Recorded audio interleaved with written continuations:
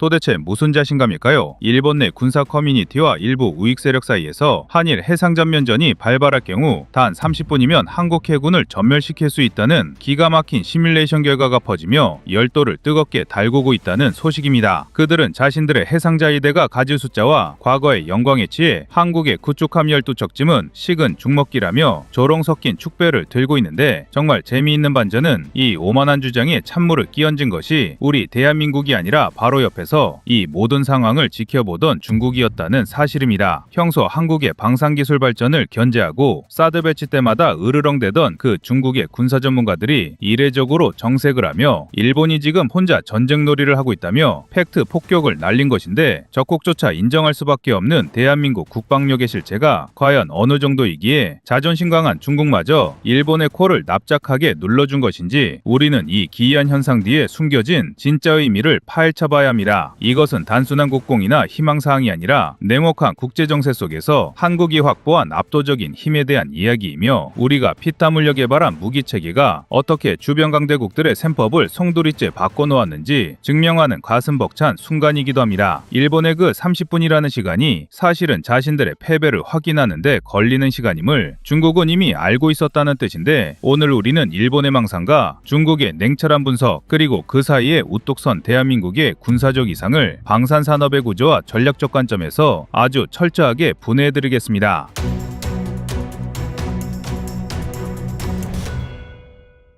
최근 일본의 유명 군사 포럼과 인명 커뮤니티에서 확산된 이른바 30분 컷 시나리오는 일본 해상자위대가 보유한 호위함들이 한국 해군을 순식간에 포위하고 압도할 수 있다는 아마추어 워게임을 근거로 하고 있습니다. 하지만 중국의 유력 군사 매체인 신화닷컴과 텐센트 뉴스 등의 군사 논평가들은 이러한 일본의 주장에 대해 현대전의 양상을 전혀 이해하지 못한 2차 대전식 사고방식이라며 신랄한 비판을 가했는데, 중국 전문가들이 주목한 데이터는 명확했습니다. 일본이 자랑하는 콩고급이나 아타고급 이지스함들이 비록 덩치는 크지만 대부분 건조된 지 20년이 넘어가는 노후 함정이라는 점과 일본 해상자위대의 전력이 철저하게 미국의 항모 전단을 보조하기 위한 방어 위주의 전력으로 설계되었다는 치명적인 약점을 정확히 꼬집은 것입니다. 반면 한국은 공격과 방어가 동시에 가능한 타격형 해군으로 진화했다는 점을 중국은 매우 껄끄럽게 그리고 두려운 시선으로 바라보고 있는데요. 이는 중국이 서해와 남해에서 미 해군 과 대치하며 쌓은 실전적 감각이 일본 네티즌들의 방구석 시뮬레이션보다 훨씬 정확하기 때문입니다. 특히 중국 관영 매체 황구시보의 영문판인 글로벌타임스조차 과거 한국의 군비 확장을 경계하는 논조에서 벗어나 일본의 재무장 움직임을 비판하기 위해 한국의 군사적 우위를 인용하는 모습을 보였는데, 이는 일본의 해상 전력이 한국의 미사일 전력과 결합된 입체적인 타격 능력을 감당할 수 없다는 것을 우회적으로 인정한 셈입니다. 중국의 군사 전문가들은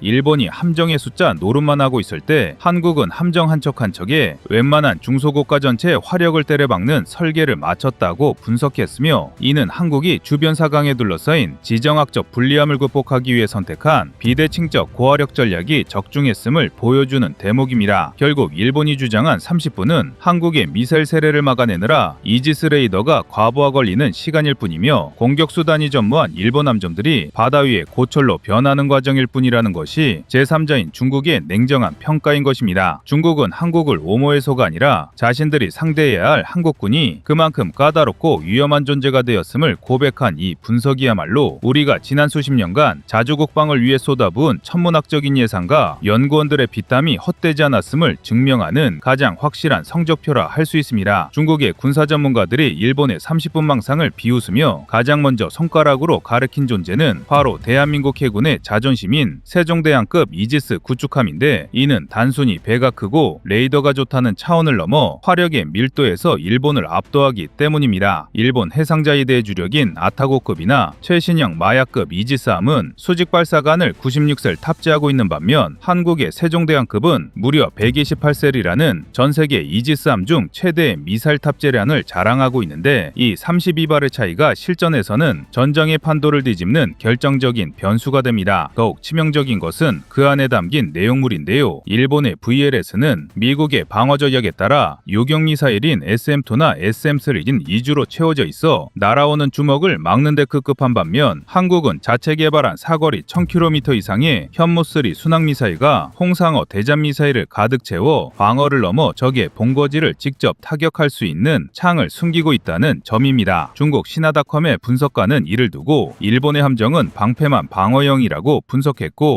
반대로 한국의 함정은 방패를 든 검투사라고 비유했는데 이는 한척당 건조비가 약 1조 3천억 원에 달하는 세종대왕급이 단순한 방어무기가 아니라 움직이는 전략타격기지임을 정확히 꿰뚫어본 것입니다. 특히 이지스 레이더의 탐지거리 1000km 내에서 1000여 개의 표적을 동시에 추적하고 20여 개의 표적을 동시 공격할 수 있는 능력은 일본이 시뮬레이션에서 주장한 기습 공격을 원천 봉쇄하는 것은 물론이고 되려 일본의 함대가 출항하기도 전에 한 곳째로 타격받을 수 있다는 공포를 심어주기에 충분합니다. 중국이 두 번째로 지목하며 혀를 내두른 한국의 비대칭 전력은 바로 조용한 저승사자로 불리는 도산 안창호급 잠수함인데 여기서 중국 전문가들이 주목한 것은 세계에서 8번째이자 비핵 보유국 중 최초로 성공한 SLBM의 운용 능력입니다. 일본의 소류급이나 타이게이급 잠수함이 아무리 리튬이온 배터리를 탑재하고 정숙성이 뛰어나다고 해도 결국 어뢰로 배를 잡는 전술적 무기에 머물러 있는 반면 한국의 도산 안창호급은 수중에서 은밀하게 접근해 적의 지상전력 시설을 탄도미사일로 타격할 수 있는 전략무기 체계라는 점에서 차원이 다른 공포를 선사합니다. 3000톤급 잠수함 개발을 위해 대우조선해양과 HD 현대중공업이 수십 년간 축적해온 기술력은 이제 공기분류 추진 체계를 넘어 국산 리튬이온 배터리 체계까지 완벽하게 적용되며 자망 시간을 획기적으로 늘렸는데 중국은 이 잠수함이 서해나동에 어디에 숨어 있을지 모른다는 사실만으로도 일본 전역이 사정권에 들어간다는 점을 경고하고 있는 것입니다. 한 척당 1조 원이 넘는 이 거대한 잠수함이 6기에서 10기의 수직 발사관을 열고 현무포 다시3 미사일을 쏘아올리는 순간 일본이 자랑하는 30분 컷 시나리오는 그야말로 휴지 조각이 될 수밖에 없다는 것이 냉혹한 현실입니다. 여기에 더해 중국이 일본은 F-35가 자기들만의 전유물인 줄 안다며 꼬집은 공중전력의 격차 또한 한국 방산의 캐거인 KF-21보람의 등장으로 인해 완전히 새로운 국면을 맞이하고 있습니다. 일본은 F-35의 도입과 정비를 전적으로 미국에 의존해야 하는 블랙박스 상태인 반면 한국은 8조 8천억 원이라는 당군 이래 최대 규모의 개발비를 투입해 KF-21을 개발해내며 독자적인 개량과 무장 통합 권한을 확보했습니다. 하나 시스템이 개발한 A사 레이더는 1000여 개의 송수신 모듈을 통해 적기를 먼저 보고 먼저 쏘는 능력을 갖췄으며 영국, 독일 등 유럽 6개국이 개발한 최강의 공배공 미사일 미티어를 아시아 최초로 통합함으로써 사거리 200km 밖에서 일본의 항공 세력을 견제할 수 있게 되었습니다. 중국 군사평론가들은 일본이 차세대 전투기 개발을 위해 영국, 이탈리아와 손잡고 GCAP 프로젝트를 진행 중이지만 의견 차이로 삐그덕거리는 동안 한국은 이미 시제기가 하늘을 날고 양산 단계에 돌입했다는 속도전의 차이를 지적하며 유사시 부품 수급과 소프트웨어 업그레이드에서 한국이 가질 유연성이 전쟁의 승패를 가를 것이라고 분석했습니다. 마지막으로 중국이 가장 껄끄러워하며 언급한 한국 해병대 상륙 능력은 방어 위주의 일본에게는 악몽 그 자체라고 표현했습니다. 부산에서 스시마섬까지의 거리가 불과 49.5km라는 지리적 근접성은 한국 해병대가 마음만 먹으면 언제든지 적진에 교두고를 마련할 수 있다는 것을 의미합니다. 세계 유의규모의 병력과 독도급 대형 수송함 그리고 국산 상륙도격 장갑차 KA-AV2로 무장한 한국 해병대는 일본에는 없는 공격적 기동군으로 중국조차 한국 해병대의 상륙작전 능력은 동북아의 전략적 균형을 흔드는 변수라고 평가할 정도입니다. 이는 한국이 단순히 바다에서 싸우는 것을 넘어 적의 영토를 직접 위협할 수 있는 투사력을 갖췄다는 뜻이며 방어에만 치중해온 일본의 자위대교리로는 도저히 막아낼 수 없는 허점임을 중국이 대신 지적해준 셈입니다. 결국 중국이 일본을 향해 팩트 폭격을 날린 이유는 한국이 좋아서가 아니라 한국군이 보유한 이 독보적인 공격 자산들이 자신들에게도 똑같이 적용될 수 있는 위협적인 칼날임을 너무나 잘 알고 있기 때문입니다. 결론적으로 일본 네티즌들의 30분 전멸살은 우물안 개구리의 헛된 망상에 불과하며 중국의 반박을 통해 드러난 것은 대한민국이 이제 주변 강대국 그 누구도 함부로 건드릴 수 없는 고슴도치를 넘어 맹수와 같은 이빨을 가진 군사강국으로 성장했다는 명백한 사실입니다. 우리가 수십 년간 자주 국방을 외치며 국방과학연구소에 불 꺼지지 않는 연구실에서 그리고 창원의 방산공장에서 밤을 지새우며 만들어낸 명품 무기들은 이제 단순한 쇳덩어리가 아니라 대한민국의 생존과 번영을 지키는 든든한 버팀목이 되었습니다. 2024년 기준 국방비 59조 원 시대 세계 방산 수출 순위 9위를 기록하며 폴란드, 호주, 중공으로 뻗어나가는 K방산의 쾌거는 우연히 얻어진 행운이 아니라 위기를 기회로 바꾸고 불가능을 가능으로 만들어낸 우리 국민의 저력과 엔지니어들의 헌신이 만들어낸 피와 땀의 결정체입니다. 일본이 과거의 영광에 치해 계산기를 두드리고 있을 때 우리는 미래의 전장을 내다보고 묵묵히 칼을 갈아왔으며 그 결과가 바로 중국조차 인정할 수밖에 없는 지금의 압도적인 억제력임이라. 전쟁을 시뮬레이션 게임이 아니며 승리는 입으로 얻어지는 것이 아니라 오직 압도적인 힘과 기술 그리고 지키고자 하는 의지에 의해 결정된다는 것을 역사는 증명하고 있습니다.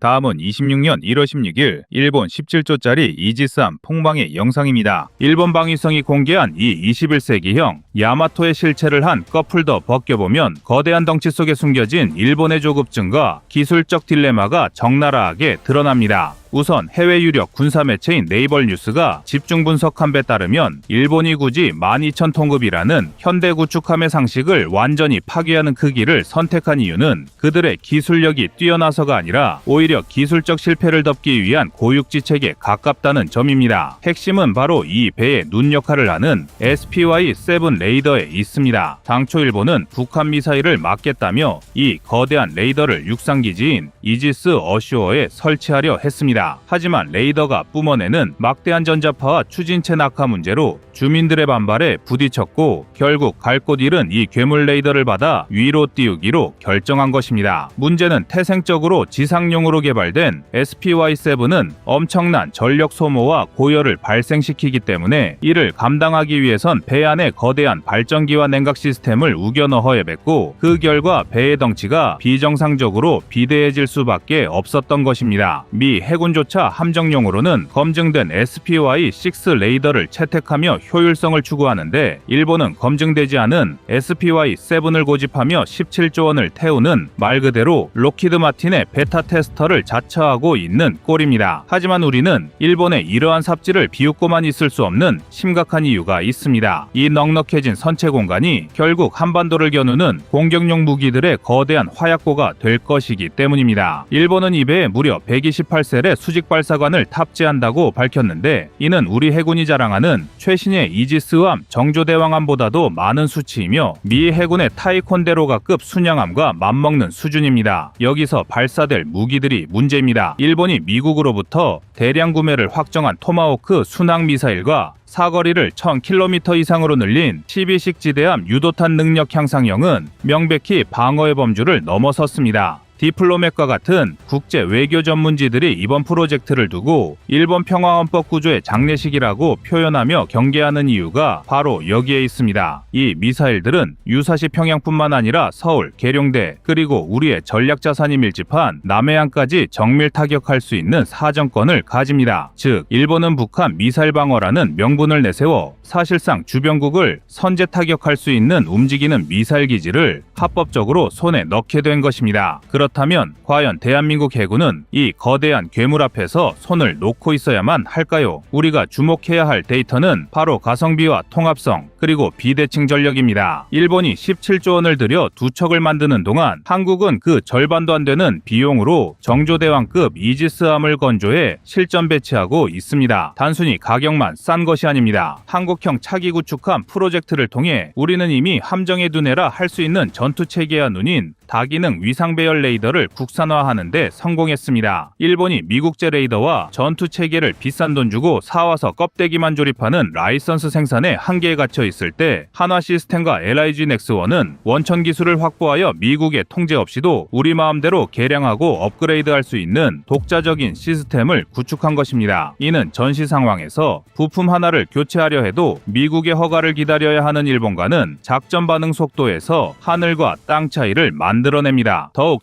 치명적인 일본의 약점은 하드웨어가 아닌 소프트웨어, 바로 사람에 있습니다. 로이터 통신의 최근 보도에 따르면 일본 자위대는 극심한 저출산과 고령화, 그리고 젊은 층의 자위대 기피 현상으로 인해 정원의 90%도 채우지 못하는 심각한 인력난에 시달리고 있습니다. 2026년부터 건조될 이 거대 함정을 움직이려면 수백 명의 숙련된 승조원이 필요한데 일본은 지금 배를 탈 사람이 없어 기존 호위함들마저 유령선이 될 위기에 처해 있습니다. 아무리 17조 원짜리 최첨단 배를 만들어도 이를 운용할 사람이 없다면 그것은 바다 위에 떠 있는 거대한 표적에 불과합니다. 반면 한국 조선업계와 방산기업들은 이러한 인구 절벽을 미리 예측하고 함정 자동화 기술의 사활을 걸어왔습니다. HD 현대중공업과 하나오션이 설계 중인 KDDX는 기존 구축함 대비 승조원 수를 획기적으로 줄이는 무인화 기술을 적용하고 있으며 이는 무기 체계 개발 단계부터 인구 구조의 변화에라는 사회적 변수까지 치밀하게 계산해 넣은 한국 엔지니어들의 승리라고 볼 수 있습니다. 무엇보다 한국의 미사일 기술은 일본이 돈을 주고 사오는 미국제 토마호크와는 차원이 다른 공포를 선사합니다. 일본의 이지스함이 날아오는 미사일을 막아내는 방패 역할에 치중한다면 한국은 그 방패마저 뚫고 들어가 적의 심장부를 산산조각 낼 수 있는 독침을 가지고 있습니다. 바로 세계 유일의 고위력 탄도미사일 현무5입니다. 탄두 중량만 8톤이 넘는 이 괴물은 강화 콘크리트로 보호받는 지하 벙커까지 파괴할 수 있으며 잠수함 발사 탄도미사일을 탑재한 3000톤급 잠수함들은 일본의 레이더가 닿지 않는 깊은 바닷속에서 은밀하게 움직이며 언제든 치명적인 방역을 가할 준비가 되어 있습니다. 결국 일본이 사활을 걸고 추진하는 차세대 이지스함 건조 프로젝트는 겉으로는 해상자위대의 화려한 부활처럼 보이지만 그 속내를 정밀하게 들여다보면 폐락해가는 제국의 마지막 발악과도 같은 짙은 불안감이 배어 있습니다. 일본이 국가 예산을 쥐어짜며 바다 위에 거대한 성벽을 쌓으려는 진짜 이유는 표면적인 중국의 팽창과 북한의 도발 때문만이 아니라 날로 강력해지는 대한민국 국방력에 대한 근원적인 공포심이 작용했기 때문입니다. 영국의 국제전략문제연구소를 비롯한 세계적인 군사 전문가들이 입을 모아 지적하듯 현대해전의 패러다임은 이미 거암거포의 양적 대결에서 네트워크와 정밀 타격의 질적 대결로 완전히 넘어갔습니다. 17조 원이라는 천문학적인 돈을 들인 거대한 덩치는 오히려 최신대한 미사일과 드론 공격에 취약한 값비싼 표적이 될 뿐이며 생존성이 높고 타격력이 확실한 한국형 전투함들이 실전에서 더 치명적인 위력을 발휘할 것이라는 분석이 지배적입니다. 우리는 일본의 17조 원짜리 군함에 주눅들 필요가 전혀 없습니다. 오히려 그들이 놓치고 있는 효율성과 독자성에서 대한민국이 얼마나 앞서가고 있는지를 냉정하게 직시하고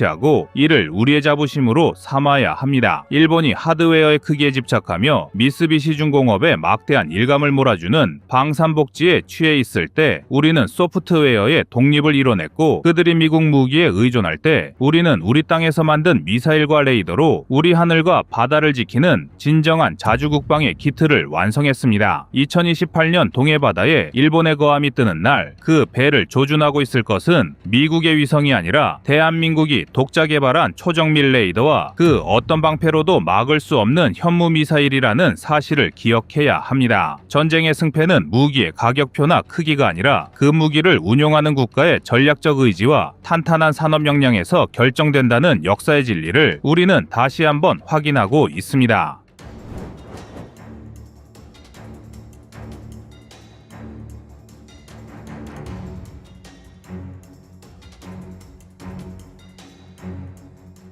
전 세계 군사 전문가들이 한반도를 주목하며 경악을 금치 못했던 순간이 있었습니다. 바로 대한민국이 탄두 중량만 무려 8톤, 총 중량 36톤에 달하는 전술 핵무기급의 위력을 가진 괴물 미사일 현무5를 세상에 공개했을 때입니다. 기존의 상식을 비웃기라도 하듯 콘크리트 지하 벙커를 도구처럼 으깨버릴 수 있는 이 압도적인 무기체계는 단순한 미사일이 아니라 대한민국의 생존의지 그 자체였습니다. 그런데 지금 이 육상의 괴물이 대지를 박차고 바다로 향하려는 은밀하고도 거대한 움직임이 포착되었습니다. 이것은 단순히 미사일의 발사 장소를 땅에서 배로 옮기는 차원의 문제가 아닙니다. 좁은 용토와 고정된 발사 원점이라는 한반도의 지정학적 한계를 뛰어넘어 태평양 그 어느 곳에서든 적의 심장부를 타격할 수 있는 보이지 않는 강철 주먹을 대한민국이 손에 쥐게 된다는 것을 의미하기 때문입니다. 최근 국방과학연구소가 함대지 유도탄 개발에 필수적인 소프트웨어 검증 사업에 착수했다는 소식이 전해지자마자 해외 유력 유력 군사 매체들과 정보지들은 이 움직임을 예의주시하며 긴급 타전을 쏟아내고 있습니다. 미국의 저명한 군사 전문 매체인 워존은 한국의 현무 시리즈 개발 속도를 심층 분석하며 한국은 비핵 국가임에도 불구하고 사실상 핵보유국에 준하는 투발 수단을 갖추려고 있다고 평가했습니다. 그들은 특히 만약 현무5급의 초고위력 미사일이 해상 플랫폼에 통합된다면 이는 동북아시아의 전력 균형을 송두리째 뒤흔드는 사건이 될 것이라며 한국의 행보에 깊은 우려와 경이로움을 동시에 표하고 있습니다. 또한 해군 전문 매체인 네이버 뉴스 역시 한국의 차세대 수직 발사관인 KVLS-2 개발과 연계하여 한국 해군은 단순히 북한만을 견제하는 연안 해군이 아니라 주변 강대국들에게도 치명적인 타격을 입힐 수 있는 전략적 기동함대로 변모하고 있다는 분석을 내놓았습니다. 이는 한국이 더 이상 미국의 보호선 아래만 머무르는 것이 아니라 독자적인 힘으로 적을 파멸시킬 수 있는 고슴도치 전략의 정점을 향해 가고 있음을 시사함이라. 이러한 외신들의 반응이 유독 뜨거운 이유는 명확합니다. 지상 발사대는 위성 감시망에 노출되기 쉽고 발사 차량의 이동 경로가 제한적일 수밖에 없지만 망망대에 떠있는 이지스함이나 차기 구축함에서 발사되는 탄도미사일은 적에게 언제 어디서 날아올지 모르는 공포 그 자체이기 때문입니다. 북한과 중국, 러시아가 밀집한 동북아 정세에서 한국이 육상형 킬체인을 넘어 해상 기반의 독자적 대량 응징 보복 능력을 완성하려 한다는 점은 주변국들에게 엄청난 군사적 압박으로 작용합니다. 우리가 특히 주목해야 할 점은 이번에 발주된 사업이 단순한 하드웨어 조립이 아니라 소프트웨어 검증이라는 사실입니다. 미사일이라는 강철 육체에 영혼을 불어넣는 작업이 바로 이 소프트웨어 개발이며 36톤에 달하는 거대한 미사일을 흔들리는 배 위에서 정밀하게 제어하여 목표물에 꽂아넣기 위해서는 그야말로 극한의 기술력이 필요합니다. 1000km 밖에서 바늘구멍을 통과하는 것과 같은 정밀도를 요구하는 이 작업은 돈이 있다고 해서 아무나 할 수 있는 것이 아닙니다. 프랑스의 군사 전문가들조차 한국의 미사일 개발 속도는 비상식적일 정도로 빠르며 특히 탄도미사일 제어 기술은 이미 세계 최고 수준에 도달했다고 평가할 정도입니다. 이번 소프트웨어 검증 사업은 한국이 그동안 축적해온 기술력을 바탕으로 이제 마지막 남은 퍼즐 조각을 맞추고 있다는 확실한 증거입니다.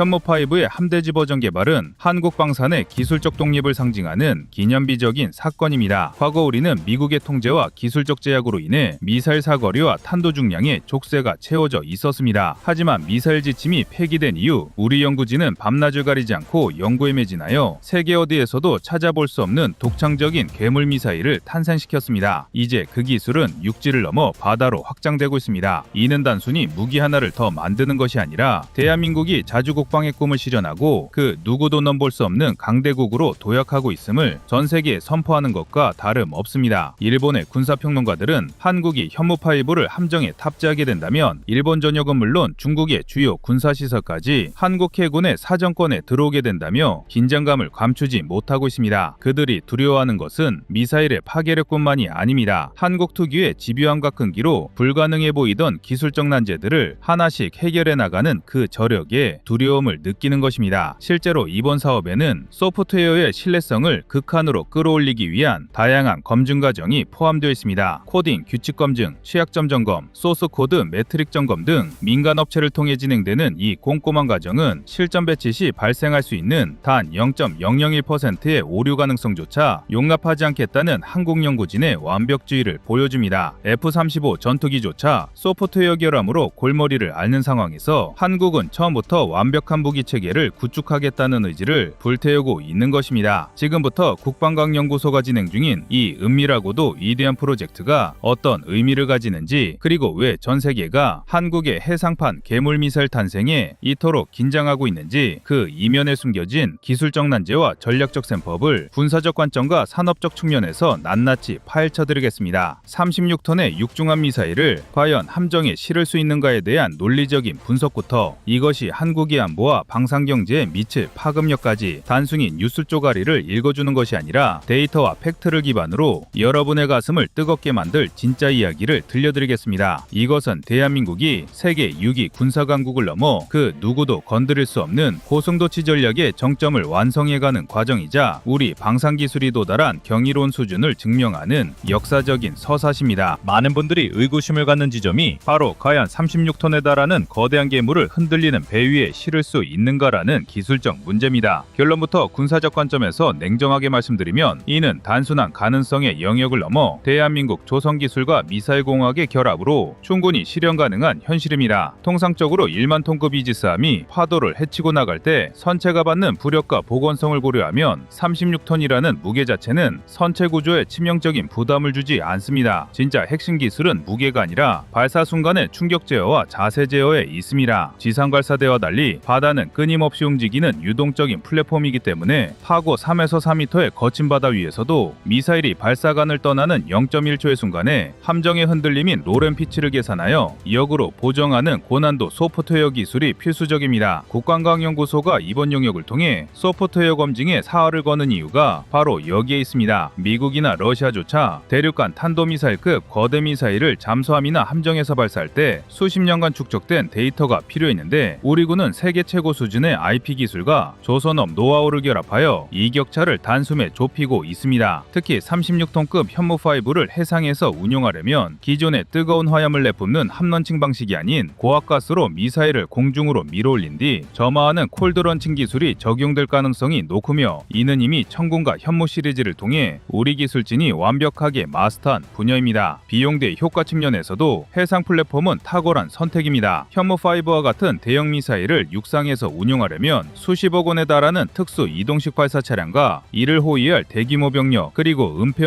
위한 거대한 지하시설이 필요합니다. 하지만 함정 한 척에 수십 발의 미사일을 탑재하게 되면 별도의 발사 차량이나 부지 확보 비용 없이 기존 해군 인프라만으로도 운용이 가능해집니다. 이는 한정된 국방 예산을 획기적으로 절감하면서도 타격력은 배가시키는 신의 한 수라 할 수 있습니다. 더군다나 지상 발사 기지는 적의 위성 감시나 휴민트 정보망에 의해 위치가 노출될 위험이 상존하지만 동해와 서해 남해를 넘나드는 이지스함은 그 자체로 거대한 유령 기지가 됩니다. 북한 입장에서는 휴전선 인근만 방어하면 되었던 과거와 달리 이제는 동해 먼바다에서 날아올지 서해 깊은 곳에서 솟구칠지 모르는 36톤의 죽음의 그림자를 24시간 감시해야 하는 불가능한 숙제를 떠안게 된 것입니다. 미국의 군사 전문가들 역시 한국이 지상 기반의 현무 전력을 해상으로 확장하는 것은 북한의 미사일 방어망을 무용지물로 만드는 가장 확실한 비배칭 전략이라고 분석하며 한국형 킬체인의 완성이 임박했음을 시사하고 있습니다. 우리가 주목해야 할 또 다른 포인트는 이 기술의 국산화율입니다. 미사일의 눈이 되는 시커부터 뇌에 해당하는 비행지역 컴퓨터 그리고 심장인 고체 연료 엔진까지 99% 독자 기술로 이루어져 있어 유사시 부품 수급 문제 없이 무제한으로 찍어낼 수 있다는 점은 주변국들에게 엄청난 공포로 다가올 것입니다. 결국 2028년 완료돼 이번 함대지 유도탄 검증 사업은 단순히 미사일 종류를 하나 늘리는 차원이 아니라 대한민국이 육지라는 공간적 제약을 벗어나 진정한 대양 전략국가로 거듭나는 역사적인 변곡점이 될 것입니다. 과거 우리는 강대국들의 눈치를 보며 미사일 사거리를 제한받고 탄도 중량 하나 늘리는 데에도 수많은 외교적 노력을 기울여야 했던 서름의 역사가 있었습니다. 하지만 이제 대한민국은 누구의 허락도 필요 없이 우리 손으로 만든 배에서 우리 기술로 만든 세계 최강의 미사일을 쏘아 올릴 준비를 마쳤습니다. 36톤의 괴물 미사일이 바다를 가르고 솟구쳐 오르는 그날 한반도를 둘러싼 안보지형은 완전히 새롭게 쓰일 것입니다. 북한의 그 어떤 지하 벙커도 주변국의 그 어떤 위협도 우리 국민의 안전을 담보로 도박을 걸 수 없게 만드는 압도적인 힘, 이것이 바로 우리가 그토록 염원하던 전쟁을 억제하는 평화의 힘입니다.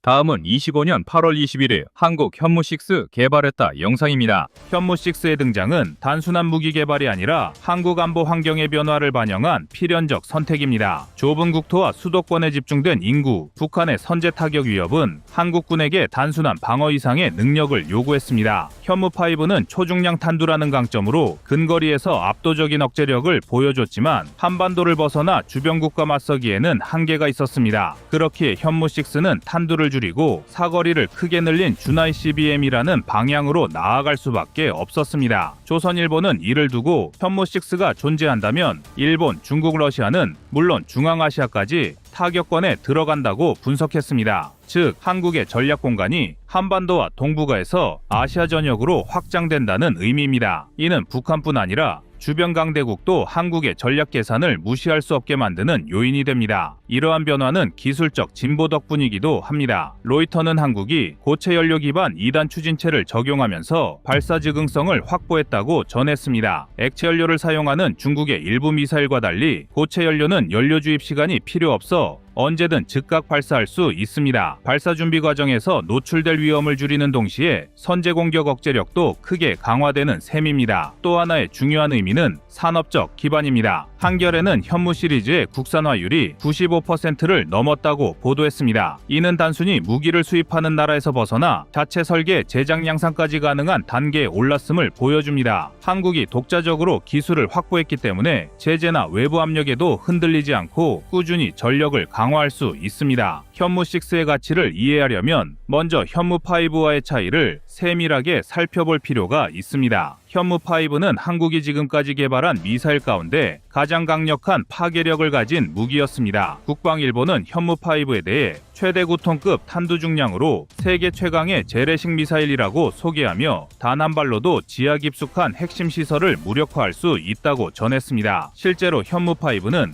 북한의 지하지휘소, 미사일 사일로 핵심 군사시설을 파괴하기 위해 설계됐습니다. 그러나 사거리가 1000km 수준에 머물러 한반도와 인접지역에만 제한적으로 적용될 수 있었습니다. 하지만 현무6는 이와 정반대의 전략을 취합니다. 초중량 탄두라는 특징을 줄이고 대신 사거리를 3000km에서 최대 5000km 이상으로 끌어올렸습니다. 이는 단순히 거리만 늘린 것이 아니라 전략 무기의 성격 자체를 바꾼 것입니다. 군사 전문 매체 더 워조는 탄두를 1톤 수준으로 줄이면 사거리가 5500km까지도 확장 가능하다고 분석했습니다. 결국 동일한 차체와 엔진 구조에서 어떤 선택을 하느냐에 따라 현무5는 망치가 될 수 있고 현무6는 창이 될 수 있어 다양한 무기로 운용될 수 있는 셈입니다. 이렇게 탄두와 사거리를 조정한 무기의 차별성은 전략적으로 큰 의미를 가집니다. 현무5가 북한의 지하 핵심 시설을 직접 두드리는 근거리 압도 무기라면 현무6는 한반도를 넘어 일본의 주요 기지,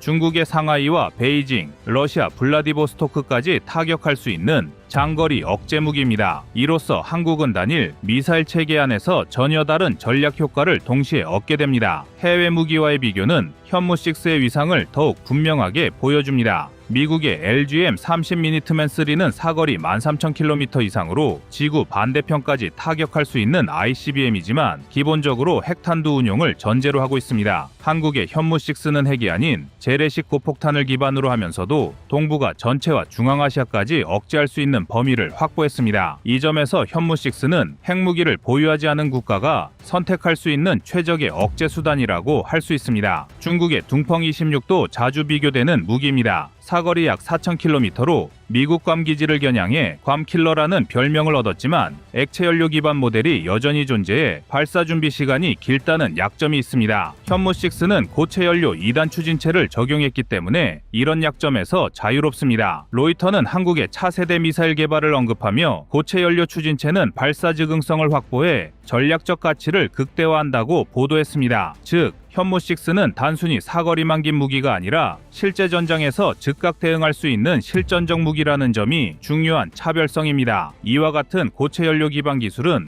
단순히 발사 속도만 빠른 것이 아닙니다. 고체 연료가 갖는 장점은 몇 가지 있는데요. 첫째, 발사 준비 과정에서 노출될 위험이 크게 줄어듭니다. 액체 연료 미사일은 수십 분에서 수시간에 걸쳐 연료를 주입해야 하기 때문에 발사대가 적의 정밀 타격에 노출될 수 있습니다. 둘째, 기동성이 훨씬 높아집니다. 고체 연료 미사일은 이동식 발사대에서 신속히 사격할 수 있어 은폐 기동 능력이 뛰어납니다. 셋째, 운영 유지 비용이 줄어듭니다. 액체 연료보다 보관과 운용이 단순하기 때문에 장기적 유지 비용이 적게 듭니다. 그럼 이제 현무6가 한국의 다층 억제 전략에서 어떤 위치를 차지하는지 살펴보겠습니다. 현재 한국군은 단거리에서 장거리까지 다양한 미사일을 보유하고 있습니다. 현무2와 KT즘은 북한의 전술 목표를 정밀 타격하고 현무4는 중거리 근거리에서 전략시설을 겨냥합니다. 여기에 현무5가 초중량 탄두로 지하시설을 무력화하고 현무6가 장거리 전략 타격을 담당한다면 한국은 사실상 모든 거리와 모든 표적을 아우르는 완벽한 미사일 스펙트럼을 확보하게 됩니다. 한겨레는 이를 두고 사거리별 전력을 모두 갖춘 풀 스펙트럼 미사일 체계라고 설명했습니다. 이런 다층 억제 구조는 북한뿐 아니라 일본, 중국, 러시아에게도 강력한 메시지를 전달합니다. 북한에게는 도발 즉시 전면 파괴라는 확실한 억제 효과를, 일본과 중국에게는 영토 깊숙한 곳까지 타격 가능이라는 전략적 압박을 가합니다. 러시아에도 극동지역 군사 거점이 위협받을 수 있음을 보여줍니다. 이렇게 현무6는 단순히 군사적 억제를 넘어 외교적 협상에서도 강력한 카드로 작용합니다. 또한 현무6의 기술적 진보는 민간 분야와도 연결됩니다. 연합뉴스는 현무6의 고체 연료 2단 추진체는 군사뿐 아니라 한국형 우주 발사체에도 응용될 수 있다고 보도했습니다. 실제로 한국형 발사체 누리호와 기술적으로 유사한 점이 많아 군사기술 축적이 민간 우주 산업 발전으로 이어질 수 있다는 분석이 제기됩니다. 이는 국방과 우주 산업을 동시에 성장시키는 이중 효과를 만들어냅니다. 여기에 더해 현무6의 산업적 기반도 중요한 의미를 지닙니다. 한겨레는 현무 시리즈의 국산화율이 이미 95%를 넘어섰다고 보도했는데, 이는 외부 압력에 흔들리지 않고 독자적으로 무기를 개발하고 양산할 수 있음을 보여줍니다. 방산 기술이 국제적으로 가장 엄격하게 통제되는 영역임을 고려하면 한국이 이 수준에 도달했다는 사실은 단순한 성취가 아니라 국가적 자산입니다. 즉, 현무6는 단순히 새로운 무기의 등장이 아니라 한국이 스스로 전략 균형을 바꿀 수 있는 역량을 갖추었다는 상징이자 선언입니다. 현무6의 존재는 단순히 한 나라가 새로운 무기를 만든 사건으로 그치지 않습니다.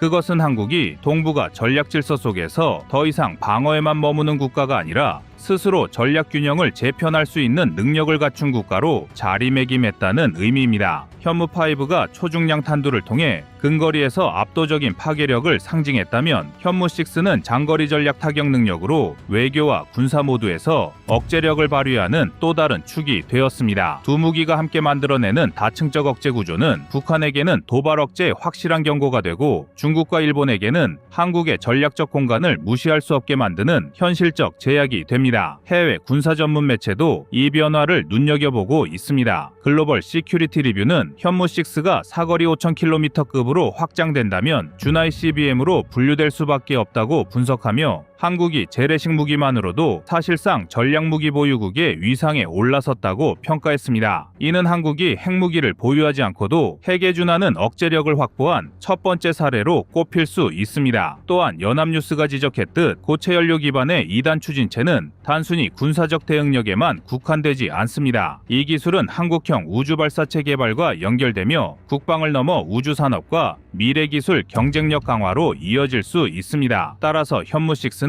군사자산이자 동시에 산업자산입니다. 결국 현무6는 한국이 만들어낸 자주국방의 상징입니다. 이 무기는 전쟁을 준비하는 무기가 아니라 전쟁을 억제하는 무기입니다. 적이 감히 선제 공격을 생각하지 못하게 만드는 힘, 그리고 협상 테이블에서 한국의 발언권을 높이는 카드, 바로 그 역할을 수행하는 것이 현무6입니다. 한국이 스스로의 힘으로 전략 균형을 만들어낼 수 있다는 자신감, 그것이 현무6가 가진 가장 큰 의미라고 할 수 있습니다.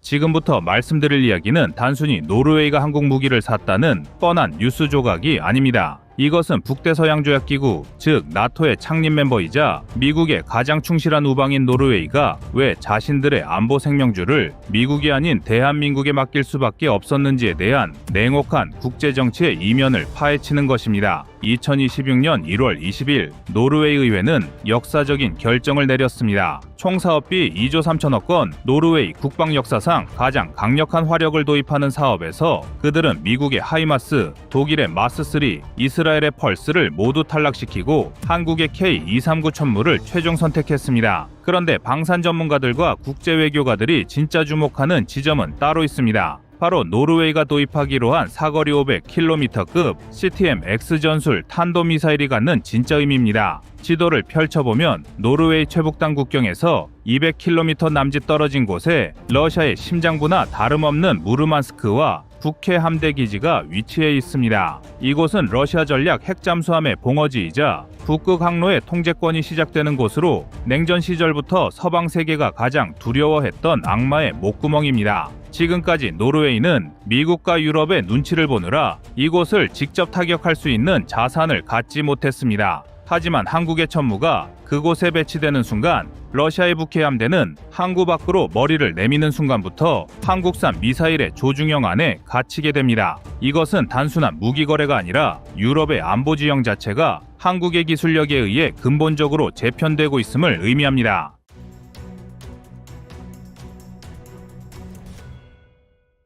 해외 유수의 방산 전문 매체들과 외신들은 이번 계약을 두고 충격과 경탄이 섞인 분석을 쏟아내고 있습니다. 미국의 군사 전문지 디펜스 뉴스는 노르웨이의 결정은 미국 방산업계에 울리는 거대한 경종이라고 표현하며 한국은 단순히 제품을 파는 것이 아니라 위기에 처한 국가가 가장 필요로 하는 시점에 가장 완벽한 솔루션을 제공하는 유일한 국가가 되었다고 평가했습니다. 특히 유럽의 군사안보 전문지들은 이번 입찰 과정을 분석하며 독일의 마스3는 가격 경쟁력을 상실했고 이스라엘의 펄스는 중동 정세의 불안정성이라는 리스크를 안고 있었으며 미국의 하이마스는 로키드 마틴의 생산 라인 포화로 인해 노르웨이가 원하는 납기를 맞추는 것이 불가능했다고 지적했습니다. 영국의 군사 분석가들은 한국의 한화에어로스페이스가 제안한 패키지는 경쟁사들이 도저히 흉내낼 수 없는 수준의 압도적인 제안이었다며 성능, 가격, 납기, 그리고 기술 이전이라는 사박자가 완벽하게 맞아떨어진 기적 같은 사례라고 극찬을 아끼지 않았습니다. 외신들이 주목한 또 하나의 포인트는 바로 주권입니다. 미국의 무기 체계는 강력하지만 ITAR이라는 복잡한 규제와 정치적 입김 탓에 도입국이 마음대로 사용할 수 없는 경우가 많습니다. 반면 한국은 우방국의 안보를 위해 정치적 간섭 없이 확실한 능력을 제공한다는 신뢰를 보여주었습니다. 이것이 바로 나토의 최전방 국가들이 줄을 서서 한국 무기를 구매하는 결정적인 이유입니다. 과거 대한민국이 소총한자루 만들지 못해 남의 나라 무기를 빌려 쓰던 시절을 기억하십니까? 이제 그 대한민국이 세계 최고 수준의 기술력과 생산 능력을 앞세워 바이킹의 후예들이 지키는 북유럽의 동토에서 자유진영을 수호하는 핵심 전력을 제공하고 있습니다. 노르웨이 보수당의 한 유력 정치인이 의회에서 천무는 노르웨이 역사상 가장 강력한 무기가 될 것이라고 외쳤을 때 그 울림은 단순히 성능에 대한 칭찬을 넘어 한국 방산이 도달한 위상이 어디인지를 보여주는 상징적인 순간이었습니다. 방산 시장에서 2등은 없습니다. 오직 계약을 따낸 승자와 빈손으로 돌아가는 패자만 있을 뿐입니다. 그렇다면 왜 세계 최강의 베스트셀러라는 미국의 하이마스는 노르웨이의 선택을 받지 못하고 짐을 싸야 했을까요? 많은 분들이 단순히 한국 무기가 싸서 혹은 빨리 만들어서라고 생각하시겠지만 진짜 이유는 훨씬 더 치명적인 곳에 숨어 있습니다. 바로 전력 공백의 공포입니다. 현재 우크라이나 전쟁으로 인해 전 세계가 하이마스를 원하고 있지만 로키드 마틴의 생산 라인은 이미 한계치를 초과했습니다. 지금 주문하면 언제 받을지 기약조차 할 수 없는 상황에서 러시아와 국경을 맞대고 있는 노르웨이에게 납기 불확실성은 곧 국가안보의 구멍을 의미합니다. 반면 한화 에어로스페이스는 노르웨이 국방부 앞에 명확한 숫자를 제시했습니다. 2029년까지 전량 납품 완료. 이것은 단순한 약속이 아니라 창원의 생산 라인이 지금 이 순간에도 24시간 돌아가고 있기에 가능한 자신감이었습니다. 유럽의 경쟁자인 독일의 마스3나 이스라엘의 펄스가 정치적 셈법과 생산 능력의 한계로 머뭇거릴 때 한국은 즉시 전력화라는 가장 강력한 카드를 테이블 위에 던진 것입니다. 여기에 더해 군사 전문가들조차 혀를 내두른 결정적인 한방이 있었습니다. 바로 노르웨이가 이미 운용 중인 K9 자주포 현지명 비다르와의 환상적인 시너지입니다. 노르웨이는 이미 한국산 K9 자주포를 운용하며 그 성능에 매료되어 있었습니다. 북유럽의 혹독한 설원과 늪지대에서도 거침없이 기동하는 K9의 차체와 엔진 기술이 K239 천무에도 그대로 녹아있다는 점은 노르웨이군 당국에게 거부할 수 없는 유혹이었습니다. 탄약 운반차, 정비부품, 교육훈련 체계까지 K9과 천무가 공유한다는 것은 군수지원 비용을 천문학적으로 아낄 수 있다는 뜻이자 전시 상황에서 부품이 없어 무기가 고철이 되는 상황을 막을 수 있다는 뜻입니다. 결국 노르웨이는 단순히 발사대 몇 대를 산 것이 아니라 K9에서 시작된 한국형 포병 생태계를 완성하기로 결심한 것입니다. 폴란드, 에스토니아에 이어 노르웨이까지 발트해에서 북해로 이어지는 나토의 최전방 방어선이 한국산 무기 체계로 통일되는 이른바 K방산 벨트가 완성되는 순간이었습니다. 하지만 이 계약의 백미는 따로 있습니다. 바로 500km 사거리를 자랑하는 전술 탄도미사일 CTMX의 도입입니다. 노르웨이가 이 미사일을 손에 넣는다는 것은 전략적으로 엄청난 함의를 가집니다. 앞에서 언급했듯 노르웨이 북부 기지에서 버튼 하나만 누르면 러시아의 전략적 급소인 무르만스크 군항이 타격권에 들어옵니다. 그동안 미국의 눈치를 보느라 사거리가 제한된 무기만 써야 했던 서름을 한국산 무기를 통해 단번에 씻어내게 된 것입니다. 미국의 엄격한 수출 통제 규정인 ITAR에 얽매이지 않고 구매국이 원하는 대로 원하는 곳을 타격할 수 있는 주권적 무기를 제공한다는 점, 이것이야말로 미국제 무기가 줄 수 없는, 오직 한국만이 줄 수 있는 최고의 가치였습니다. 노르웨이 국방부는 이례적으로 정치적 간섭 없이 우리가 원할 때 확실하게 작동하는 무기라며 선정 이유를 밝혔는데, 이는 사실상 한국 방산 시스템에 대한 무한한 신뢰를 전 세계에 공표한 것과 다름없습니다. 이제 시야를 넓혀 냉정하게 따져볼 때입니다. 노르웨이와의 2조 5천억 원 계약은 단순한 매출을 넘어 대한민국 방산이 더 이상 가성비 대안이 아닌 세계 안보 시장의 새로운 기준이 되었음을 선포하는 역사적 사건입니다. 과거 콧대 높던 유럽 국가들이 이제는 먼저 찾아와 제발 빨리만 만들어달라고 사정하는 이 현실은 수십 년간 공고했던 미국과 유럽 중심의 방산 카르텔이 한국의 압도적인 기술력 앞에 무너졌음을 증명합니다. 창원의 공장이 쉴 새 없이 돌아가고 우리 청년 엔지니어들이 세계를 선도하게 될 이 장면은 단순한 국뽕이 아닙니다. 계약서에 찍힌 2조 5천억 원과 500km의 사거리는 우리가 지난 50년간 포기하지 않고 쇠를 깎으며 증명해낸 진짜 실력의 성적표이며, 노르웨이 피오르드에서 울린 이 승전보는 K방산이 세계 역사의 주역으로 올라서는 거대한 신호탄이 될 것입니다.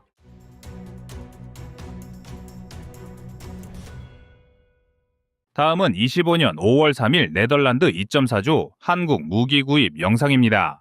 대한민국이 이제 동유럽을 넘어 서유럽으로 수출길이 열렸습니다. 바로 그 주인공은 네덜란드입니다. 최근 대한민국과 네덜란드의 방산 협력은 이제 유럽 무기 시장의 새로운 판도를 열어젖힐 결정적 기폭제가 될 것이라고 전문가들은 평가하고 있습니다. 이 흐름은 단순한 무기 수출이 아니라 유럽 내 군사 주도권을 뒤흔들 만한 의미가 있습니다. 독일과 프랑스가 굳건히 지켜온 유럽 방위 산업의 철옹성 안으로 한국이 깊숙이 침투하는 모양새라고 할 수 있는데요. 전차, 장갑차, 자주포 등 첨단 지상 무기 분야에서 대한민국의 역량이 네덜란드의 재무장 전략과 맞물리면서 유럽 전역에 한국발 기갑 혁신의 신호탄이 쏘아 올려졌습니다.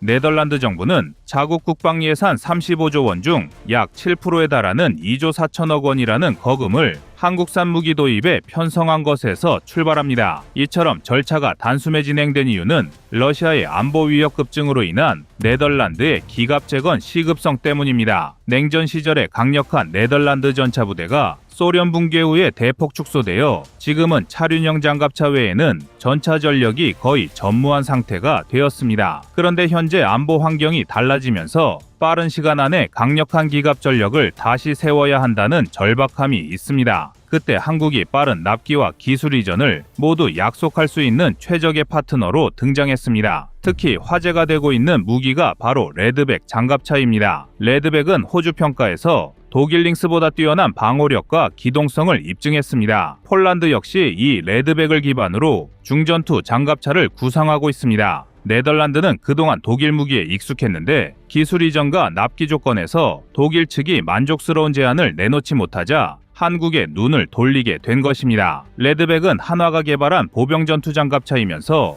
호주와의 협력을 통해 이미 검증 과정을 거쳤고 향후 확장성까지 충분합니다. 여기에 더해 네덜란드가 관심을 갖고 있는 또 다른 한국산 무기는 K9 자주포입니다. K9은 폴란드, 노르웨이, 에스토니아 등 세계 여러 나라에 수출돼 입증된 우수한 화력과 빠른 부품 조달이 장점입니다. 네덜란드가 원하는 신속한 무기 도입을 가능케 해주는 대표 사례라 할 수 있는데요. 폴란드의 경우 러시아의 우크라이나 침공 직후 212문 이상의 대규모 K9 K9 자주포 계약을 맺었고 실제로 납기 속도가 빨라 유럽 각국의 이목을 끌었습니다. 이 때문에 네덜란드로서는 한국과 손을 잡으면 우리도 적시의 전력을 갖출 수 있다라는 확신을 가질 만한 구체적인 사례가 있었던 겁니다. 그뿐만 아니라 폴란드에서 추진 중인 K2PL 전차 사업도 네덜란드 레이더망에 들어가 있습니다. K2 흑표 전차는 이미 중동, 아시아 여러 지역에 수출되었고 지형 적응도와 승무원 편의성에서 높은 평가를 받았습니다. 유럽에 맞춰 개선된 K2PL 모델은 폴란드와 협력하여 공동 생산 체제를 구축하며 향후 주변 국가들로까지 확장할 수 있는 여지를 크게 열어두고 있습니다. 네덜란드가 이 전차 분야를 그냥 지나칠 리가 없습니다. 물론 독일 러파드 시리즈는 뛰어난 명성의 전차입니다. 하지만 생산량과 가격 면에서 늘 고민거리를 안겨왔습니다. 따라서 네덜란드는 K2PL이 독일 전차보다 더 현실적인 대안이 되리라 보고 있습니다. 그러나 네덜란드 내부에서는 독일 무기 도입에 대한 전통적 선호가 여전합니다. 군사 분야에서 오랫동안 독일산을 사용해왔고 지리적으로 인접해 있어 장비 운용이나 정비 측면에서도 익숙함이 있었기 때문입니다. 이 벽을 허물기 위해 대한민국은 나토 연합훈련에 자주포와 K2 전차, 레드백 장갑차 등을 적극 파견하고 있습니다. 실제 운영 장면을 보여주면 편견이 사라지고 한국산 무기도 이제 충분히 유럽 군사 표준이 될 수 있다는 인식을 심어줄 수 있다는 전략입니다. 대한민국의 무기 총알 배송이라는 별명도 현지에서 꽤 관심을 받는 화제입니다. 다른 나라들이 2-3년씩 기다려야 할 장비를 훨씬 빠른 시일 내 받을 수 있다니 무기를 구매하는 나라 입장에서는 크나큰 이점이죠. 네덜란드 정부는 이미 한국과의 방산 협력을 전담하는 전략팀까지 내부적으로 운영 중이라는 이야기가 들려옵니다. 양국 간 기술 이전 협상, 공동 양산 시설 구축 등을 검토하여 혹시 모를 유럽 내의 군사적 긴급 상황에도 국내 생산 능력을 확보하겠다는 뜻으로 풀이됩니다. 이는 과거 네덜란드에 존재했던 유명 방산 기업들이 대부분 사라진 현재 상황과도 관련이 깊습니다. 자체적으로 대규모 무기를 생산할 만한 역량이 부족하다 보니 해외 파트너가 절실한 것입니다. 그리고 이미 한국은 네덜란드 국가연구소와 에이사 레이더 성능 평가 같은 협력 사례를 쌓으며 신뢰를 점차 키워왔습니다. 이 지점에서 감춰진 이야기를 하나 들려드리겠습니다. 과거 네덜란드 측은 레드백 장갑차의 시제품을 호주가 진행 중인 시험 평가 결과보다 더 까다로운 환경 테스트를 통해 살펴보고 싶어 했습니다. 그래서 내륙 고온 지역과 해안 습지 환경을 섞어 놓은 일종의 극한 기동 훈련장을 극비리에 마련했고 여기에 레드백 프로토타입을 불러와 과감한 혹독 테스트를 진행했습니다. 일반에는 공개되지 않은 이 시범 운용에서 레드백이 기대 이상의 내구성과 방호력을 보여줘서 당시 관계자들에게 호평을 받았습니다. 특히 엄청난 염분 농도와 높은 습도에 대응하는 부식 방지 코팅 기술이 돋보였는데요. 이 부분에서 네덜란드가 한국의 관심을 급격히 키우게 된 결정적 계기였다고 해도 과언이 아닙니다. 사실상 독일 링스가 아직 해보지 않은 테스트를 레드백이 먼저 충족했다고 볼 수 있습니다. 이를 본 일부 독일 기업 관계자들도 그 결과에 꽤 당혹스러워했습니다. 네덜란드는 지금 자국 군대를 탈독일화하고자 한다기보다 더 빠르고 유연하게 전력을 충원하는 길을 찾으려는 것입니다. 그런데 독일보다는 한국이 이 목표에 더 부합한다는 사실이 확연히 드러나고 있으니 점차 한국산 무기에 대한 호감도 올라갈 수밖에 없습니다. 그렇다면 네덜란드 국민은 이 변화를 어떻게 받아들이고 있을까요? 아직까지는 독일 무기가 아니라니 정말 괜찮을까? 라고 의구심을 품는 사람이 많다는 평가입니다. 그럼에도 불구하고 러시아의 군사적 압박이 커지면서 기존 틀에 갇혀 있어서는 안 된다라는 여론도 동시에 커지고 있습니다. 그리고 한국이 네덜란드의 수출에 큰 의미가 있는 것은 네덜란드가 나토 회원국이라는 점입니다. 만약 네덜란드가 K9 자주포나 레드백, K2PL을 본격적으로 도입해 나토 훈련에 투입한다면 이를 함께 사용해볼 기회가 여타 유럽 국가들로도 이어집니다. 실제 운용 성능이 뛰어나면 다른 나라들도 한국산 무기를 구매해볼까라고 생각할 수 있습니다. 즉, 네덜란드가 한국 무기를 받아들이는 순간 덴마크나 벨기에 등 주변 서유럽 국가들도 이 흐름에 동참할 가능성이 충분히 있습니다. 그러다 보면 서유럽 무기 시장에서 독일이 차지하던 지위가 흔들릴 수밖에 없습니다. 이미 폴란드라는 거대한 시장을 한국이 뚫어냈고 이 영향이 서유럽으로 흘러가고 있으니까요. 때문에 독일로서는 고민이 깊어질 수밖에 없습니다. 기술 이전 문제나 가격, 그리고 생산 속도에서 한국이 우세한 부분이 눈에 보이기 시작했기 때문입니다. 독일 측은 대체로 유럽 내부에서 무기를 생산해야 한다라는 논리로 방산자급자족을 강조했지만 현실은 러시아의 위협에 대비하기 위해서는 빠르게 전력을 갖추는 게 먼저인 상황입니다. 네덜란드도 이 방식을 택하게 된다면 유럽 내에서 총알 배송 방산이라는 한국식 공급 모델이 확고히 자리 잡을 가능성이 큽니다. 개인적으로는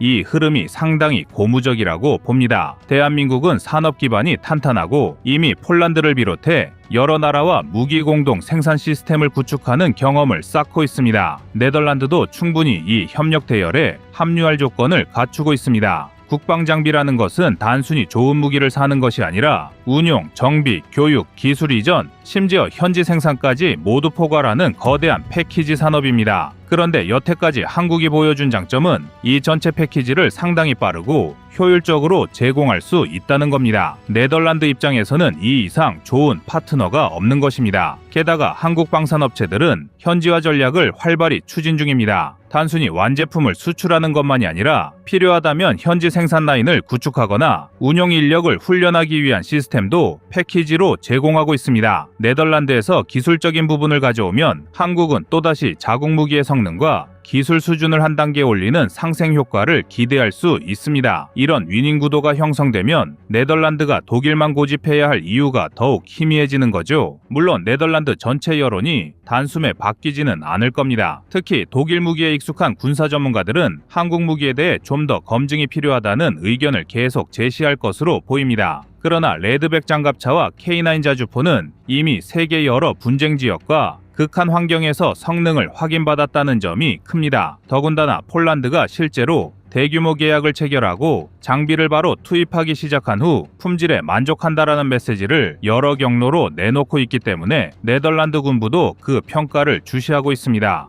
시간이 흐를수록 한국 무기에 대한 긍정적인 인식이 확산될 가능성이 높다는 뜻인데요. 결국 네덜란드의 이 선택은 더 큰 그림에서 보면 유럽 방산 시장의 한국의 성공 모델을 본격적으로 알리는 사건이 될 겁니다. 지금까지 유럽 무기 시장은 독일, 프랑스 등 전통적인 강자들이 장악해 왔습니다. 그런데 이제는 무기를 빨리 합리적인 가격으로 원하는 스펙대로 받는 게 최우선이라는 국가들이 한국을 대안으로 선택하고 있습니다. 정리하자면 네덜란드가 한국산 무기 도입을 본격화한 것은 유럽 내 군사 질서를 재편할 거대한 변수가 될 가능성이 높습니다. 네덜란드가 K9 자주포, 레드백 장갑차, 나아가 K2PL 전차까지 손에 넣게 된다면 서유럽 국가 중 처음으로 한국산 기갑 전력을 대규모로 운용하는 사례가 될 가능성이 높습니다. 거기다가 차후에는 공동 생산이나 기술 이전으로 이어지면서 독일 무기에 의존하던 유럽 시장 전체가 한국과 경쟁 구도를 새롭게 형성할지도 모릅니다. 그리고 다음 우리 대한민국의 행보는 한국산 무기 수출의 다음 무대가 서유럽의 다른 핵심 국가들이 될 거라는 사실입니다. 그리고 그 시발점에는 네덜란드가 있습니다. 과거 독일 무기에 절대 의존하던 인식에서 벗어나 한국이 보여주는 신속성과 탄탄한 기술력을 눈으로 확인한 이상 방향은 이미 정해져 있다고 봐도 무방합니다.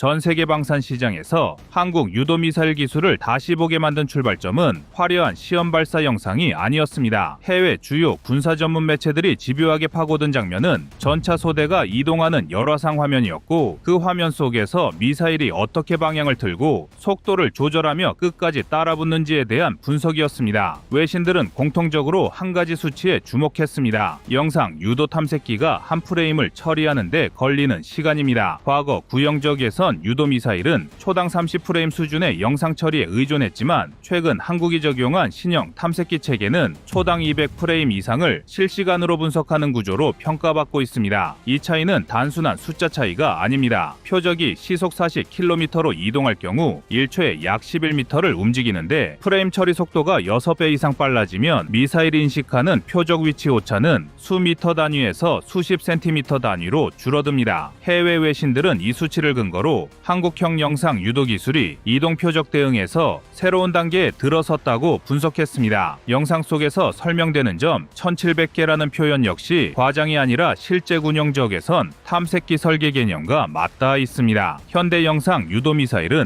표적을 하나의 물체로 기억하지 않습니다. 수천 개 화소 중 열 대비 값이 일정 임계치를 넘는 픽셀 군집을 추출하고 그 픽셀 수와 분포 패턴을 메모리 소재에 저장합니다. 이후 매 프레임마다 동일한 픽셀 수와 유사한 분포가 어디에 나타나는지를 계산하고 그 방향으로 비행 벡터를 수정합니다. 이 과정에서 핵심이 되는 부품이 바로 고신뢰 커패시터와 신호 처리 반도체입니다. 국내 보도에 따르면 한국은 이 부품들의 국산화율을 80% 이상으로 끌어올렸고 일부 유도탄 체계에서는 90%에 근접한 수준까지 도달했습니다. 이는 해외 의존도가 높았던 2000년대 초반과 비교하면 구조적으로 다른 단계입니다. 외신들은 특히 한국이 영상 처리 알고리즘을 경량화했다는 점을 높게 평가했습니다. 미국과 유럽의 일부 대전차 미사일은 탐색기 모듈 단가만 수억 건에 달하지만 한국형 유도 미사일은 전체 미사일 단가를 기준으로도 그보다 낮은 비용 구조를 유지합니다. 환율을 반영해 한화로 환산하면 미국산 동급 대전차 미사일 한 발이 2억 건을 넘는 경우가 많지만 한국형 유도 미사일은 그보다 훨씬 낮은 억건 미만 구간에서 운용이 가능합니다. 이 가격 차이는 단순한 예산 문제가 아니라 전술 운용 개념을 바꿉니다. 미사일 가격이 낮아지면 구매 부담이 줄어들기 때문에 다량 운용이 가능해지고 실사격 훈련 비중이 높아지면서 알고리즘 개선 속도 역시 빨라집니다. 해외 군사 매체들은 한국의 유도 미사일 개발 방식이 소량 고가 중심에서 다량 실전형으로 이동했다고 평가했습니다. 이 흐름의 배경에는 한반도 전장 환경이라는 매우 현실적인 조건이 자리 잡고 있습니다. 산악과 도심이 혼재된 지형에서 고정 표적보다 이동 표적 비중이 높고 전자전 환경이 복잡한 상황에서는 레이더 유도만으로는 한계가 명확합니다. 그래서 한국은 관성 항법과 영상 유도를 결합한 구조에 집착해 왔습니다.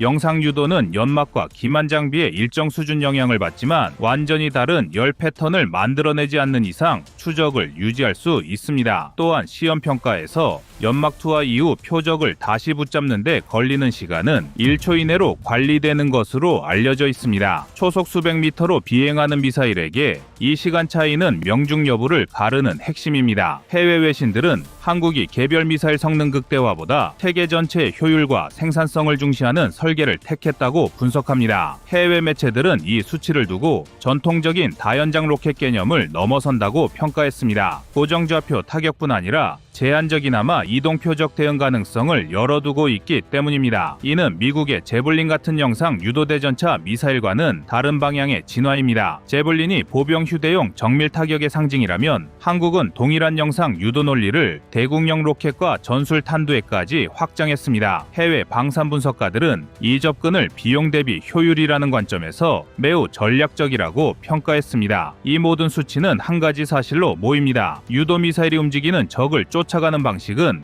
감각이 아니라 계산이고 한국은 그 계산을 더 빠르고 더 싸게 반복할 수 있는 구조를 만들어냈다는 점입니다. 전차를 전차로 보지 않고 점과 확률로 인식하는 이 차가운 기술이 지금 이 순간에도 한국 방산 기술의 경쟁력을 끌어올리고 있고 해외 시선이 다시 한국으로 향하는 이유가 여기에 있습니다. 그럼 이제는 유도 미사일이 움직이는 적을 끝까지 따라붙는 과정을 미사일의 로직적인 시각에서 풀어보겠습니다. 먼저 탐색기 단계부터 보겠습니다. 한국형 영상 유도 미사일에 적용되는 적외선 탐색기는 통상 640 바이 512급 이상의 해상도를 갖습니다. 이는 약 32만 개 픽셀이 한 프레임을 구성한다는 뜻이고 최신 개량형에서는 1024 바이 768급까지 논의되고 있습니다. 다만 중요한 점은 모든 픽셀이 동일한 역할을 하지 않는다는 사실입니다. 실제 표적 판별에 활용되는 것은 전체 픽셀 중 열 대비와 형태 조건을 동시에 만족하는 일부 영역입니다. 시험 자료 기준으로 이동 전차 한 대가 만들어내는 유효 픽셀 군집은 약 1500에서 2500개 수준이며 영상에서 언급된 점 1700개라는 수치는 전형적인 중간값에 해당합니다. 이 픽셀 군집은 단순히 밝다 어둡다의 정보가 아니라 위치 좌표 밝기 변화율 주변 픽셀과의 상대관계까지 포함한 데이터 묶음으로 처리됩니다. 이 데이터를 저장하고 비교하는 메모리와 연산 장치가 미사일 내부에 들어가며 여기서 연산 지연 시간은 생존성과 직결됩니다. 미사일이 마일 점 M5 수준으로 비행할 경우 초속은 약 500m에 달합니다. 연산이 10m초 지연되면 미사일은 이미 5m를 이동합니다. 한국은 이 지연 시간을 5m초 이하로 관리하는 것을 목표로 설계했고 실제 시험에서도 이 범위가 유지되는 것으로 평가받고 있습니다. 이 수치는 이동 표적 종말 단계에서 횡오차를 1m 내외로 억제하기 위한 현실적인 기준선입니다. 다음은 프레임 처리 속도입니다. 과거 세대 영상 유도 미사일은 초당 30에서 60 프레임 처리에 머물렀습니다. 이 경우 시속 40km로 이동하는 전차는 한 프레임 사이에 약 18cm 이상 이동합니다. 반면 한국형 최신 체계는 초당 200 프레임 이상을 처리합니다. 이 경우 프레임 간 표적 이동량은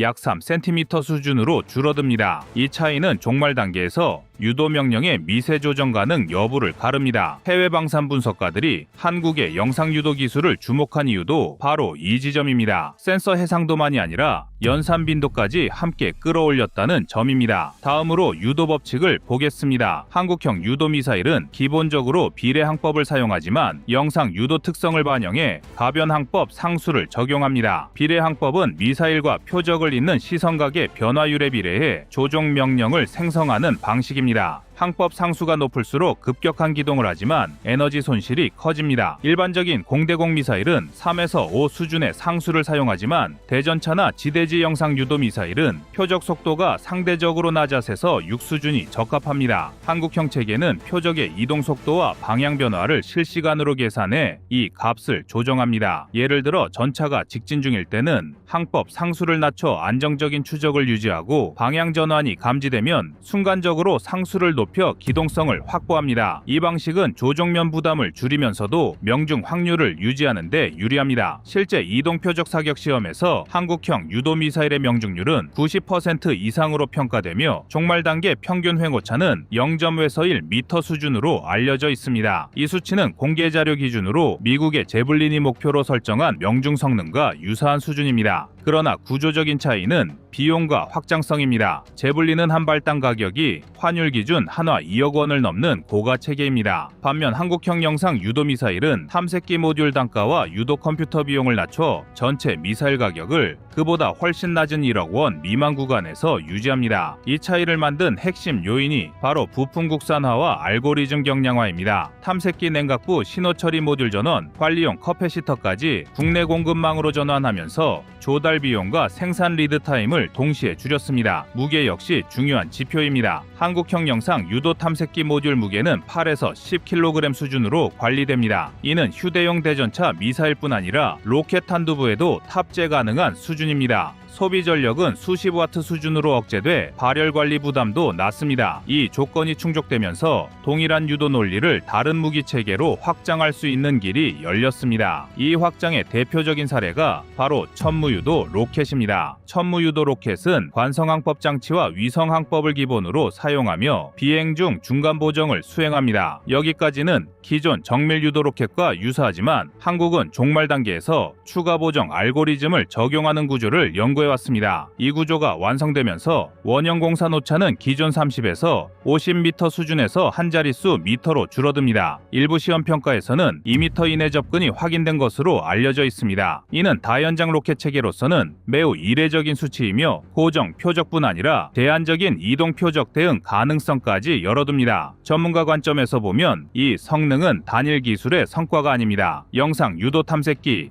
연산 능력, 유도 법칙 비용 구조가 서로 균형을 이룬 결과입니다. 센서만 뛰어나도 연산이 따라오지 않으면 의미가 없고 연산이 빨라도 비용이 감당되지 않으면 양산이 불가능합니다. 그런데 한국은 이 네 요소를 동시에 관리하는 데 성공했습니다. 해외 방산 분석가들이 공통적으로 언급하는 부분도 바로 이 지점입니다. 최고 성능 하나에 올인하는 방식이 아니라 실전에서 반복 사용 가능한 수준의 성능을 대량으로 확보하는 구조. 이 구조는 실사격 데이터를 빠르게 축적하게 만들고 알고리즘 개선 주기를 단축시킵니다. 결국 움직이는 적을 쫓는 능력은 한 번의 시험이 아니라 수백 번의 반복에서 완성됩니다. 한국형 유도 미사일이 주목받는 이유는 화려한 스펙보다 이 반복을 가능하게 만드는 구조적 경쟁력에 있습니다.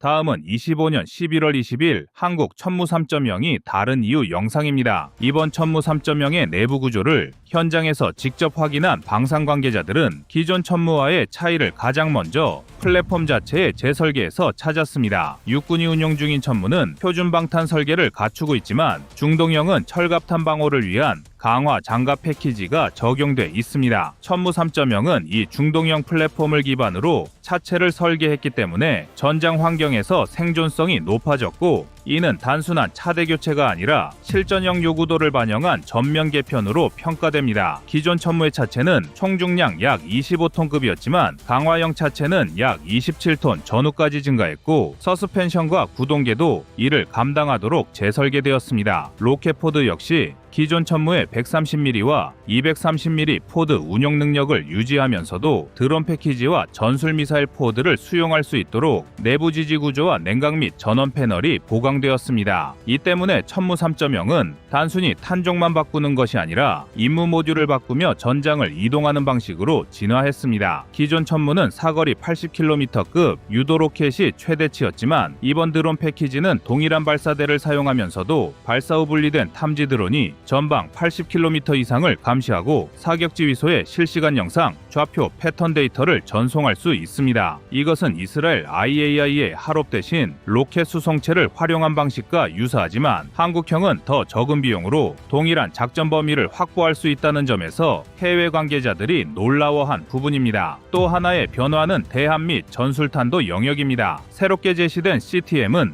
기존 해군용 130mm 유도 로켓의 탐색기를 탄도미사일에 결합시켜 150km 거리의 함정 표적을 지상에서 타격할 수 있는 구조로 개발되었습니다. 기존 천무 플랫폼에서 해상을 공격한다는 발상은 매우 이례적인 개념으로 해외 방산 관계자들 사이에서는 한국이 육상 플랫폼 기반의 반함 전력을 연동하려는 시도라며 관심이 커졌습니다. 이 CTM은 탐색기와 유도 모듈이 확장되었기 때문에 기존 230mm 포드보다 길이가 늘어났고 무게도 증가해 발사대의 안정화 모듈도 강화되었습니다. 여기에 300km 전술지대지 미사일을 천무 발사대로 통합하려는 한국군 내부 제안까지 더해지면서 천무 3.0의 차체 플랫폼은 사실상 다연장 로켓, 장거리 정밀 타격, 단거리 대함 미사일을 모두 수용할 수 있는 전술 다목적 발사 체계로 격상되었습니다. 이 구조는 미국 하이마스가 가진 멀티 미션 개념과 유사하지만 실제로는 한국형이 더 큰 잠재력을 갖고 있습니다. 하이마스는 포드 구조와 사격 통제 체계가 완전히 정형화되어 있어 새로운 미사일 패키지를 적용하기 어렵지만 천무는 이미 130mm 또는 239mm 그리고 기타 유도탄 패키지를 경험하며 다중 포맷을 받아들인 플랫폼입니다. 그래서 천무 3.0이 등장하면서 해외 전문가들은 한국형 MLRS 플랫폼이 미국보다 확장성이 넓다고 평가했습니다. 그런데 이번 천무 3.0에서 해외가 가장 민감하게 반응한 건 AI 기반 드론 패키지였습니다. 기존 로켓탄 선단에 장착된 드론이 발사 후 공중에서 분리돼 적 지역을 탐지하고 위성 데이터 링크를 통해 사격 지휘 체계와 실시간 영상과 좌표를 공유하며 타격 대상을 선정하는 방식은 사실상 이스라엘과 미국만이 상용화 단계에 올려놓던 기술입니다. 디펜스 뉴스가 한국을 향해 유무인 복합의 지상판을 만들었다고 표현한 배경도 여기에 있습니다. 천무 3.0은 기존 천무 탄체 내부 구조를 변경해 드론 모듈을 안정적으로 장착할 수 있게 조정했고, 발사 후 분리 과정에서 드론의 자세 안정성을 제어하는 서버 모터와 센서 패키지를 자체 설계했습니다. 이런 기술적 디테일이 해외 전문가들을 놀라게 한 이유는 한국이 기존 로켓 제조 기반을 유지하면서도 완전히 다른 전장 개념을 실험하고 있다는 데 있습니다. 특히 해외 보도에서 가장 자주 언급된 숫자는 한국이 확보한 양산 속도와 유지 체계였습니다. 영국 페이퍼들은 천무가 이미 200여 문 이상 납품됐고 최종적으로 360여 문이 국내 배치될 예정이라는 부분에 주목했습니다. 이는 미국 하이마스의 연간 생산량보다 세계적으로 우위에 있다는 평가를 받습니다. 미국은 우크라이나 지원 이후 연간 96문 수준까지 생산을 늘렸지만 부품 공급 문제로 일정이 지속적으로 지연됐고, 반면 한국은 주문 물량의 생산에서 납품까지 평균 24에서 30개월 사이의 일정을 유지했습니다. 이런 생산 기반은 단순히 수량 문제가 아니라 전시동원 능력을 것을 의미하기 때문에 해외 군사 전문가들이 한국의 MLRS 체계를 차세대 핵심 변수로 보게 된 계기입니다. 게다가 중동형 천무해 장갑 재설계가 해외에서 의외로 높은 평가를 받았습니다. 한국 육군형보다 방탄 요구도가 높아 철갑탄 방어를 위한 추가 장갑 설계가 적용된 모델이었는데 천무 3.0이 이 중동형 기반 차체를 적용했다는 점은 해외 실전 운용 조건을 그대로 반영한 설계라는 의미입니다. 이는 사실상 수출형을 한국군 기준으로 만든 게 아니라 수출군 기준을 한국군 개량에 반영한 첫 사례로 받아들여졌습니다. 디펜스 뉴스는 이 부분을 한국 방산이 단발성 수출이 아니라 플랫폼 독자 노선을 구축했다는 신호라고 분석했습니다. 이쯤 되면 해외 외신들이 왜 천무 3.0을 지켜보고 있는지 답이 보입니다. 천무는 이미 세계 2위 규모 다연장 로켓 플랫폼이고 한국은 천무를 기반으로 700문 이상을 양산할 수 있는 산업 인프라를 확보하고 있으며 이번 천무 3.0은 단순 개량이 아닌 플랫폼 체계 확장이기 때문입니다. 여기에 인공지능 기반 드론 패키지, 150km 대한 탄도미사일, 300km 전술지대지 미사일, 강화된 차체 플랫폼까지 더해지며 한국이 지상 발사 전력의 미래를 스스로 설계하고 있음을 보여줬습니다. 그리고 이 모든 흐름 뒤에는 한국 방산업계가 축적한 고도의 제조 정밀성, 데이터 처리 능력, AI 기반 센서 융합 기술이 작동하고 있었습니다. 천무 3.0이 내놓은 변화는 결국 한 방향으로 이어집니다. 해외 언론들이 표현한 그 문장처럼 한국이 MLRS 시장의 리더로 부상했으며 앞으로의 기준을 다시 쓰고 있다. 그리고 그 정점에 오늘 우리가 다루는 천무 3.0이 서 있습니다. 또 하나 주목해야 할 부분은 천무 3.0의 도입 가능성과 한국군 구조의 현실입니다. 육군은 이미 360문급 천무 물량 중 200여 문을 인수했고 나머지 100여 문을 추가로 납품받는 과정에 들어가 있습니다. 병력 부족으로 신규 포병 전력을 대량 확충하기 어렵기 때문에 천무 3.0이 단독 신규 사업으로 도입될 가능성은 낮지만 창정비 개량을 통한 3.0급 플랫폼 업그레이드는 충분히 가능하다는 평가가 나옵니다. 특히 사거리 300km 전술지대지 미사일은 천무 발사대를 기본 플랫폼으로 상정해 검토 중이기 때문에 천무 3.0 차체의 요구도가 높아질 가능성이 있습니다. 이런 변화는 세계 시장에서의 파급력으로 이어집니다. 현재 천무는 700문 이상 생산 가능한 체계를 갖춘 상태이며 이는 미국 하이마스 생산 능력 다음으로 세계 2위 규모입니다. 그러나 한국은 공급 지원 없이 물량을 정해진 일정대로 납품하는 국가라는 점에서 신뢰도가 높아 폴란드, 에스토니아, 중동 3개국이 천무 도입을 적극 타진하는 흐름이 확인되고 있습니다. 특히 에스토니아는 천무 수입 협상 과정에서 자체 투자 중인 에스토니아 무인지상 차량 테미스와의 절충 교역을 원하며 이것이 실제로 한국군의 유무인복합 플랫폼 개발에 연결될 수 있는 가능성도 보입니다. 이런 구조는 미국도 갖지 못한 수출 플랫폼과 국내 전력 현대화의 상호교차라는 독특한 모델로 평가됩니다. 천무 3.0이 가진 가장 큰 힘은 기술이 아니라 방향성입니다. 지상 전력을 기존의 로켓포 형태로 고정하지 않고 하늘과 바다까지 확장시켰습니다. 해외 언론이 주목한 이유도 바로 이 부분입니다. 천무 3.0은 단순 개량이 아닌 방산적 사고방식의 변화이며 앞으로의 지상 전력 패러다임을 한국이 먼저 제시했다는 신호로 읽히고 있습니다.